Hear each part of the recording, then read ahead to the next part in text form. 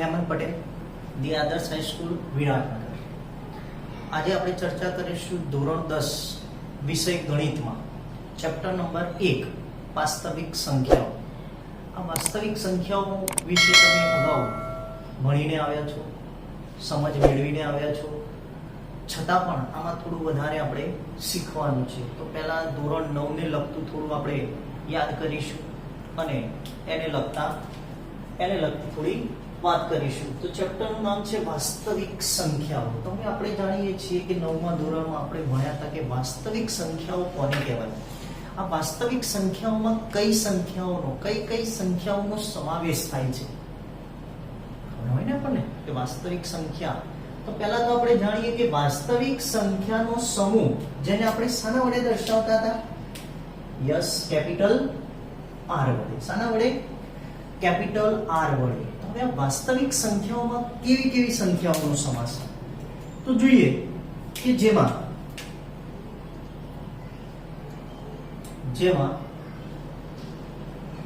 પ્રાકૃતિક સંખ્યાઓ જેને આપણે શાના વડે દર્શાવતા હતા? n વડે. પછી પૂર્ણ સંખ્યાઓ જેને આપણે શાના વડે દર્શાવતા હતા? w વડે. પછી આવશે પૂર્ણાંક સંખ્યાઓ જેને આપણે શાના વડે દર્શાવી? z વડે. શાના વડે? z વડે. એના પછી સમય સંખ્યાઓ જેને આપણે દર્શાવી શાના વડે? સમય સંખ્યાઓને કેપિટલ Q વડે. શાના વડે? Q વડે. અને છેલ્લે આપણે અસમય સંખ્યાઓ જેને આપણે નામ આપ્યું હતું I અથવા શું કહી શકાય એને? Q બાર સંજ્ઞા વડે દર્શાવવામાં આવે છે. એટલે વાસ્તવિક સંખ્યાઓમાં કઈ સંખ્યાઓનો સમાવેશ થાય છે? તો પ્રાકૃતિક સંખ્યાઓ, પૂર્ણ સંખ્યાઓ, પૂર્ણાંક સંખ્યાઓ, સમય સંખ્યાઓ અને અસમય સંખ્યાઓનો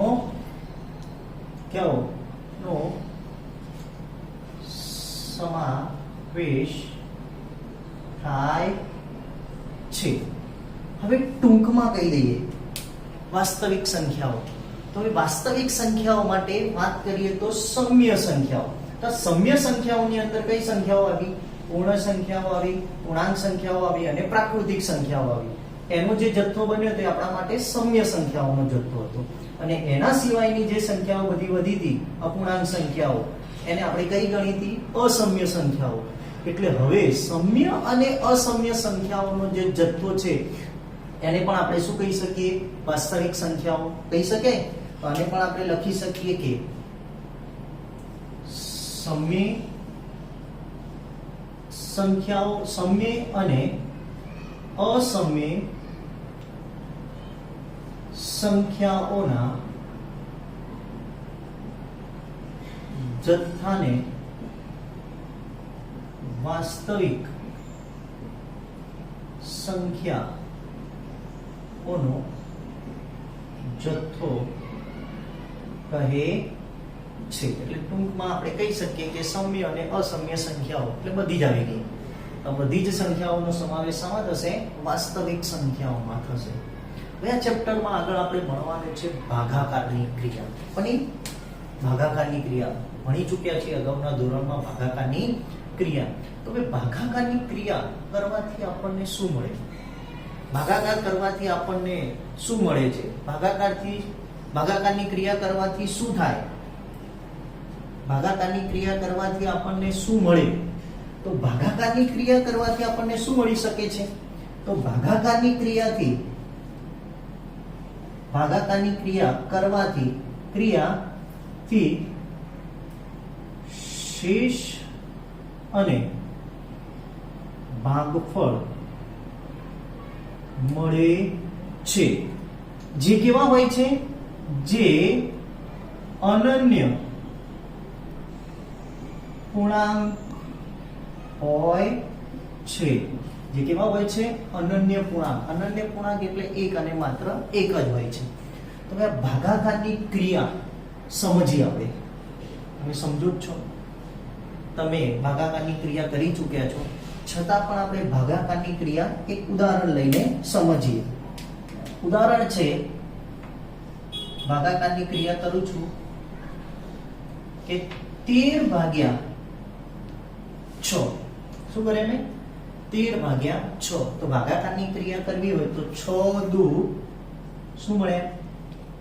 12. મળ્યું શું અહીંયા? 1. તો આ જે ભાગાકારની ક્રિયા કરીને અને આમાં જે જે વસ્તુ મળી ને આપણે એની પહેલા સમજ મેળવી લઈએ. તો અહીંયા તમે જાણો છો કે આ જે છેલ્લે વધે આપણા માટે શું હોય? શેષ હોય. આ જે ઉપર મળે છે આપણા માટે શું કહેવાશે? ભાગફળ. જેને ભાગીએ છીએ આપણા માટે શું થશે? ભાજ્ય. અને જેના વડે ભાગીએ છીએ આપણા માટે શું થશે? ભાજક થશે. શું થશે? ભાજક. એટલે છેલ્લે જે વધે છે આપણા માટે શું કહેવાશે? શેષ. ઉપર મળે છે આપણા માટે શું કહેવાશે? ભાગફળ. જેના વડે ભાગીએ છીએ આપણા માટે શું થશે? ભાજ્ય. અને જેના વડે ભાગીએ છીએ એ આપણા માટે ભાજક. તો હવે ક્રિયા જે કરી ભાગાકારની એ સમજીએ. તો અહીંયા ભાગાકારની ક્રિયા કરી તો આપણે 13 બરાબર કહીએ તો 6 ગુણ્યા 2 પ્લસ 1 થશે 13. તો 6 દુ 12, 12 ને 13. તો 13 ને આપણે શું ગણ્યું છે? તો 13 એ આપણા માટે શું થયું છે? ભાજ્ય. શું કહેવાશે? ભાજ્ય. 6 એ આપણા માટે શું છે? બરાબર કરીને ભાજક.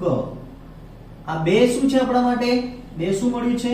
ગુણ્યા ભાગફળ. અને છેલ્લે 1 છે આપણા માટે શું વધ્યું છે? શેષ. કે ભાગાકારની ક્રિયા એટલે ભાજ્ય બરાબર ભાજક ગુણ્યા ભાગફળ પ્લસ શું થશે? શેષ. જેને આપણે દર્શાવવું હોય તો ભાજ્યને આપણે a વડે દર્શાવીએ, ભાજકને આપણે b વડે દર્શાવીએ, ભાગફળને q વડે દર્શાવીએ અને શેષને r વડે દર્શાવીએ. તો a બરાબર શું થશે? bq plus r. શું બનશે? a બરાબર bq પ્લસ r. અહીંયા એક ખાસ નોંધ લેવાની છે આપણે. શું લેવાની છે? નોંધ. ભાગાકારની જે ક્રિયા કરીને એમાં નોંધ છે.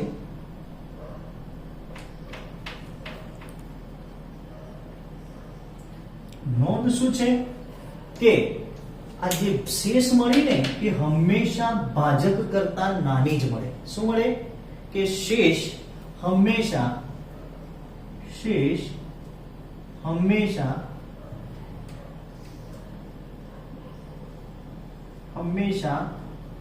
ભાજક કરતા નાની જ હોય. શું હોય? આ જે શેષ છે ને હંમેશા ભાજક કરતા નાની જ હોય. ઓકે, આ થઈ આપણા માટે ભાગાકારની ક્રિયા. હવે આ ભાગાકારની ક્રિયા જેને આપી ને એ કોને આપી? યુક્લિડે આપી. કોને આપી? યુક્લિડે. તો આગળ આપણે વાત કરીશું યુક્લિડ વિશે.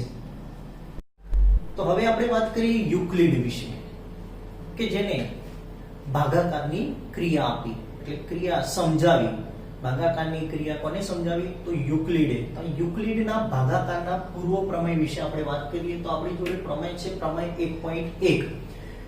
યુક્લિડનું ભાગાકારનું પૂર્વ પ્રમેય. તો શું કહે છે? તો જોઈએ કે આપેલ ધન પૂર્ણાંકો a અને b માટે સંગત અનન્ય ધન પૂર્ણાંકો q અને r એવા મળે કે જેથી ફરીથી કે આપેલ ધન પૂર્ણાંકો a અને b આપ્યા માટે સંગત અનન્ય ધન પૂર્ણાંકો q અને r એવા મળે કે જેથી a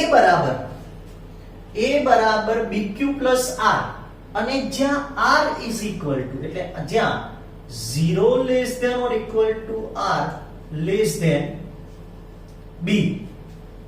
તો પહેલા આના વિશે સમજ મેળવી લઈએ. શું કહે છે? આનો મતલબ શું? આર એટલે આપણા માટે જાણીએ છીએ શેષ અને બી એટલે આપણા માટે શું થશે? ભાજક. શું થશે? ભાજક. તો શેષ એ 0 અથવા 0 કરતા મોટી જ હોય અને કોના કરતા? બી એટલે ભાજક કરતા નાની મળે. 0 અથવા 0 કરતા કેવી હોય? મોટી. પરંતુ બી કરતા તો હંમેશા કેવી મળશે? નાની જ હશે. કોણ? શેષ. તો અહીંયા થાય. એટલે પ્રમેય છે કે આપેલ ધન પૂર્ણાંકો a અને b માટે સંગત અનન્ય ધન પૂર્ણાંકો q અને r એવા મળે કે જેથી a બરાબર bq. a એટલે આપણા માટે શું બનશે? સમજી લઈએ. a બરાબર ભાજ્ય, b બરાબર શું થશે? ભાજક, q બરાબર શું થશે? ભાગફળ અને r બરાબર શું થશે? શેષ. તો આપણા માટે b, આપણા માટે q અને આપણા માટે r. તો આપણા માટે આ સૂત્ર છે કે a બરાબર bq r, જ્યાં r એટલે શેષ એ હંમેશા ભાજક કરતા નાની જ હોય. શૂન્ય હોઈ શકે પણ ભાજક કરતા મોટી હોઈ શકે નહીં. તો હવે આ ભાગાકારની ક્રિયા પરથી આપણે ભાગાકારના દાખલા એટલે ગુસા શોધવાના દાખલા ગણવાના છે આ ક્રિયા પરથી. તો જોઈએ સ્વાધ્યાય. દાખલા નંબર સ્વાધ્યાય 1.1. કીધું છે કે યુક્લિડની ભાગાકારની ક્રિયા પ્રમાણે એટલે યુક્લિડના પૂર્વ પ્રમેય પ્રમાણે ગુસા શોધવાનો છે. શું શોધવાનો છે? ગુસા શોધવાનો છે. તો પહેલી રકમ આપેલી છે આપણને રકમમાં 135 અને 225. આ 135 અને 225 નો આપણે શું શોધવાનું છે? અહીંયા ગુસા શોધો.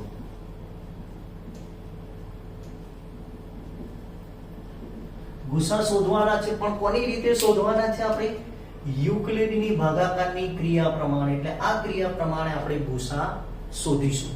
તો એના માટે પહેલા અહીં નક્કી કરવું પડશે કે બે કિંમતમાંથી કઈ કિંમત.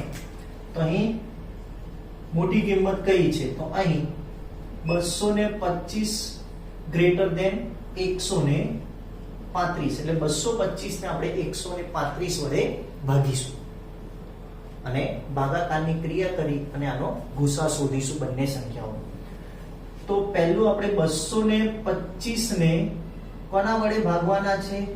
135 વડે ભાગવાના છે. તો અહીંયા હું ભાગાકારની ક્રિયા કરું છું.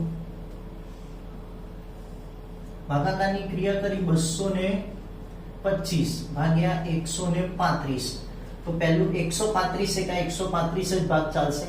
બે ભાગ ચલાવવા જઈશું તો કિંમત 225 કરતા વધી જશે. તો 135 એકા 135. તો અહીંયા રહ્યા 0. 22 માંથી 13 ગયા તો જવાબ આવ્યો 9. એટલે વધ્યા કેટલા? 90 વધ્યા. કેટલા વધ્યા? 90.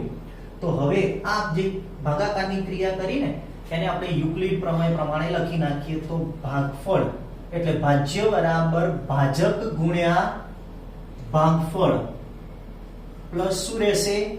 શેષ 90. આ પહેલું સ્ટેપ થયું. હવે આગળ બીજું સ્ટેપ. તો હવે બીજા સ્ટેપમાં જે આપણી જોડે ભાજક હતો ને એ હવે આપણા માટે શું બની જશે? ભાજ્ય. અને જે શેષ વધીને એ આપણા માટે ભાજક ગણાશે. એટલે અહીંયાથી આ 135 બરાબર શેષ કેટલી? 90. તો હવે 135 ને શાના વડે ભાગીશું? 90 વડે. કેટલા વડે? 90 વડે. તો 90 એકા 90. કેટલા વધ્યા? ભાગાકાર કરીએ તો કેટલા આવે? 5 અને 13 માંથી 9 ગયા તો કેટલા વધ્યા? 4. 45 વધ્યા. હવે આને પણ આપણે યુક્લિડના પ્રમેય પ્રમાણે લખી નાખીએ તો 90 ગુણ્યા તો 90 એ આપણા માટે ભાજક. તો ભાગફળ કેટલા? ભાગફળ 1 વધી શેષ કેટલી? 45. હવે આગળના સ્ટેપમાં 90 એ શું બની જશે આપણા માટે? ભાજ્ય. શેષ વધી એ શું બનશે? હવે ભાજક થશે. તો આપણા માટે 90 એ ભાજ્ય થઈ ગયો, શેષ વધીથી આપણા માટે ભાજક. તો હવે 90 ને પાછા કેટલા વડે ભાગીશું? 45 વડે. તો 45 દુ 90, શેષ શું મળી ગઈ? 0. એટલે હવે અહીંયા 45 ગુણ્યા 2 પ્લસ 0. એટલે અહીંયા જ્યાં સુધી શેષ 0 ન મળે ત્યાં સુધી આ પ્રક્રિયા ચાલુ જ રાખવાની, અને શેષ જ્યાં 0 મળી જાય એના પછીની અંતિમતર શૂન્ય, એટલે શૂન્ય સિવાયની જે અંતિમ શેષ મળી હોય ને એ આપણા માટે શું બની જશે? ગુસા. અથવા એવું કહી શકાય કે છેલ્લે જે સંખ્યા વડે ભાગાકારની ક્રિયા થઈ હોય એ સંખ્યાને આપણે કયું ગણીશું? ગણીશું એ આપેલ સંખ્યાઓનો ગુસા. તો અહીં લખી શકાય કે અંતિમતર શૂન્ય, અહીં અંતિમ શૂન્યતર, શૂન્યતર નો મતલબ શૂન્ય ન હોય, અંતિમ શૂન્યતર શેષ શું છે આપણી જોડે? શૂન્ય સિવાયની અંતિમતર શેષ 45 છે. માટે ગુસા કોનો? 135 અને 225 નો ગુસા શું મળશે? 45. ખબર પડી? ફરીથી એક વખત સમજી લઈએ. 135 અને 225 નો આપણે ગુસા શોધવો છે તો પહેલા નક્કી કરી લેવાનું બેમાંથી મોટી સંખ્યા કઈ. તો અહીંયા 235 ગ્રેટર, અરે 225 ગ્રેટર ધેન 135. તો હવે 225 ને 135 વડે ભાગાકાર કરવાનો. ભાગાકારની ક્રિયા કરી તો 225 ભાગ્યા 135, 135 એકા 135, વધ્યા કેટલા? 90. અને પૂર્વ પ્રમેય, યુક્લિડના ભાગાકારને પૂર્વ પ્રમેય પ્રમાણે લખવા જઈએ, AQ A બરાબર BQ પ્લસ R, એટલે 35 એ આપણા માટે ભાજક, એક એ ભાગફળ જે મળ્યું અને પ્લસ R 90 એટલે શેષ. હવે બીજા સ્ટેપમાં જે આપણા માટે ભાજક હતો એ ભાજ્ય બની જશે અને શેષ હતી એ શું બની જશે? ભાજક. એટલે હવે 135 ને કેટલા વડે ભાગવાના? 90 વડે. અને ફરીથી 135 ને 90 વડે ભાગતા જે મળે તો ભાજ્ય બરાબર ભાજક ગુણ્યા ભાગફળ પ્લસ શેષ. આ પ્રક્રિયા ક્યાં સુધી ચાલુ રાખવાની? કે જ્યાં સુધી શેષ 0 ન મળે ત્યાં સુધી આ પ્રક્રિયા ચાલુ જ રાખવી. અહીં અંતિમતર શૂન્ય જોવાની. અંતિમતર શૂન્ય એટલે શૂન્ય પહેલાની જે શેષ મળી હોય ને એ આપણે આપેલ સંખ્યાઓનો શું કહેવાશે? ગુસા. ઓકે, તો હવે વાત કરીએ દાખલા નંબર 2 માં. આપ્યું છે 38220 અને 196 નો ગુસા શોધવાનો છે. તો અહીંયા આપણે નક્કી કરી લઈએ પહેલા કઈ સંખ્યા મોટી છે. તો અહીં 38220 ગ્રેટર ધેન 196. તો અહીંયા આપણે વાત કરીશું કે 38220 બરાબર 196. એટલે 38220 ને પહેલા આપણે કેટલા વડે ભાગીશું? 196 વડે. તો ભાગાકારની ક્રિયા કરવાની છે 38220 ભાગ્યા 196. ભાગાકારની ક્રિયા જાતે કરવી. તો 196 એ ભાગ ચલાવીશું તો અહીંયા 195 બરાબર 38220 મળે. કેટલા મળે? તો અહીંયા પહેલી જ ક્રિયામાં શેષ શું મળી ગઈ? 0. શું મળી? 0. એટલે આને કહી શકાય કે શું કહી શકાય કે 38220 ને 196 વડે ભાગતા શેષ શું મળે છે? નિશેષ ભાગી શકાય છે. એટલે 38220 ને 196 વડે નિશેષ ભાગી શકાય છે. તો અહીંયા ગુણ્યા 195 પ્લસ 0. એટલે અહીં શું મળશે આપણને? ગુસા. પહેલામાં 0 આવી ગયો ને, તો અહીંયા આપણે કહી શકીએ કે શેષ શૂન્ય છે. એટલે આપેલ સંખ્યાઓ એટલે 38220 અને 196 નો લસા, એટલે જે સંખ્યાને છેલ્લે ભાગાકારની ક્રિયા કરવાથી શેષ શૂન્ય મળી હોય એ સંખ્યાને આપણે એનો શું કહી શકીએ? ગુસા કહી શકીએ. એટલે આ આપણા માટે શું બનશે? 196 ગુસા. તો અહીં લખવાનું શેષ શૂન્ય મળે છે માટે ગુસા કોનો? 38220 196 બરાબર કેટલો મળશે 196. તો ગુસા 38,220 અને 196 નો ગુસા થઈ ગયો 196. આગળ જોઈએ દાખલા નંબર 3. 867 અને 255 નો ગુસા શોધવાનો છે. તો અહીંયા જોઈએ તો 867 અહીં 867 ગ્રેટર ધેન 255 સોરી કેટલા આવશે 255. તો પહેલો ભાગ કરીશું તો 867 ને પહેલા કેટલા વડે 867 બરાબર 255 ભાગાકાર કરીએ છીએ અહીંયા 867 ભાગ્યા 255.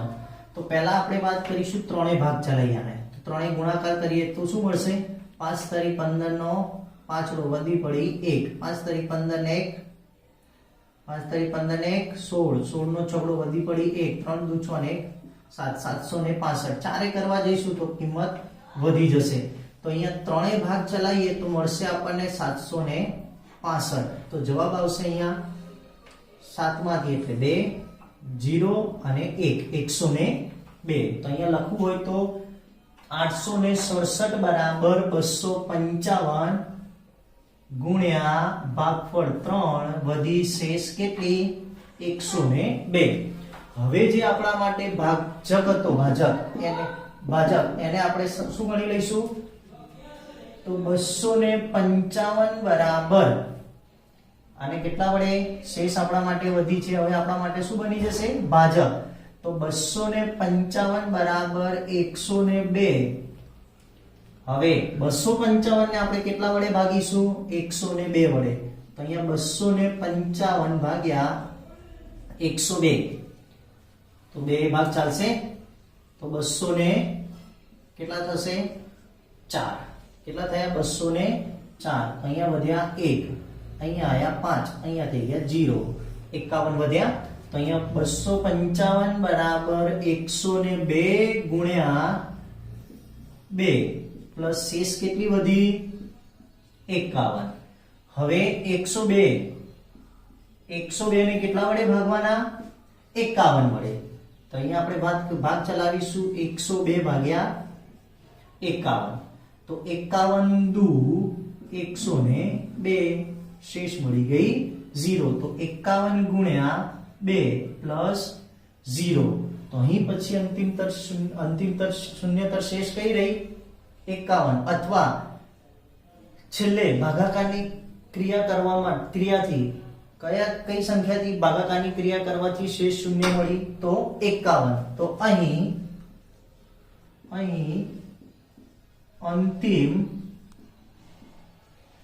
અંતિમ શૂન્યતર શેષ કેટલી મળે છે 51 છે.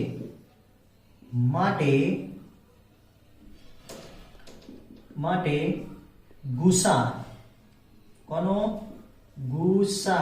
કોનો શોધવાનો છે 867 255 બરાબર કેટલો મળશે 51. ઓકે. તો દરેક વિદ્યાર્થીઓએ આવા દાખલા સ્વપ્રયત્ને ગણવાનો પ્રયત્ન કરવાનો છે. ઓકે. બાકીનો હવે નેક્સ્ટ વિડીયોમાં